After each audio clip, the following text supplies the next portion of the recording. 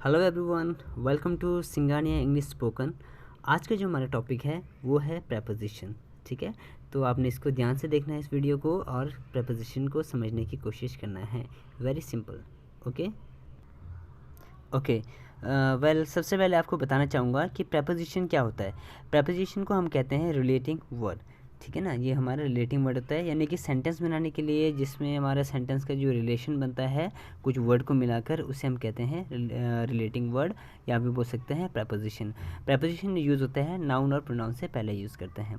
अब इसको कहाँ कहाँ कैसे यूज़ करना है वो मैं आपको बताता हूँ। बहुत ही सिंपल है।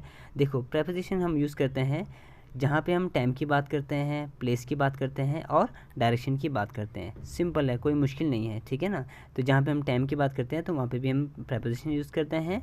प्लेस की बात करें वहाँ पे भी हम प्रेपोजिशन यूज़ करेंगे और डायरेक्शन के लिए भी प्रेपोजिशन का यूज़ करते हैं। ये मैंने एग्जांपल्स दिए हैं कुछ प्रेपोजिशन के, इसको आपने ध्यान से देखना है। अगर इसको नोट करना है तो कॉपी में नोट करके रख सकते हैं, ये काम आएगा बहुत ज़्यादा। ठीक है, तो ये हमारा प्रेपोजिशन के कुछ एग्जांपल्स हैं।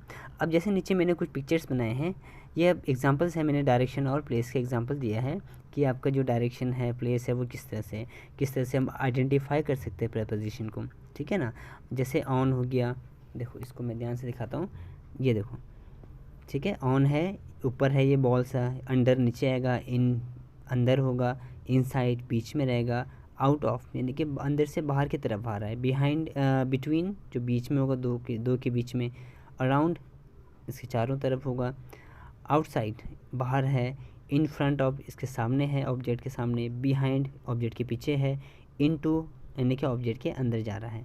ठीक है, अलोंग का मतलब होता है साथ साथ, अलोंग मीन्स होता है साथ साथ। उसके बाद एक्रोस है, एक्रोस का मतलब होता है आमने सामने, डाउन नीचे की तरफ आ रहा है, अप है ऊपर की तरफ जा रहा है। ठीक है, तो ये आपके एग्जाम्पल्स है कुछ। नेक्स्ट मैंने कुछ एग्जाम्पल्स दिए हैं यहाँ पे, इसमें आपने आइडेंटिफाई करने की यहाँ पे कौन सा प्रेपोजिशन यूज़ हो रहा है। जैसे यहाँ यूज़ किया है I will come after lunch, मैं लंच के बाद आऊँगा, तो यानी कि लंच के आपका टाइम है, तो टाइम की बात के लिए यहाँ पे यूज़ किया है आफ्टर। तो टाइम यहाँ पे आफ्टर क्या होगा हमारे पास, time. This bus is coming from Chandigarh, यह बस चंडीगढ़ से आ रहा है, तो चंडीगढ़ हमारे लिए क्या यहाँ पे प्लेस है, तो यहाँ पे प्लेस के लिए प्रेपोजिशन यूज़ हुआ है from. The sun rises in the east, सूर्य पूरब से उदय होता है, तो उदय यानी कि ईस्ट आपका डायरेक्शन है, या फिर हम बोल सकते हैं डायरेक्शन के लिए क्या यूज़ करेंगे, इन वाला यहाँ पे प्रेपोजिशन हमने यूज़ किया है।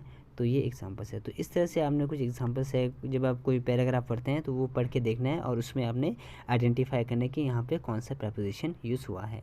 ठीक है, तो ये बहुत ही सिंपल प्रेपोजिशन है, अगर आप इसको समझ लेते हैं तो ये बहुत ही ज़्यादा ईजी है आपके लिए। ठीक है, तो okay then, stay home, stay safe, और इसको प्रैक्टिस करना है अपने। Bye bye.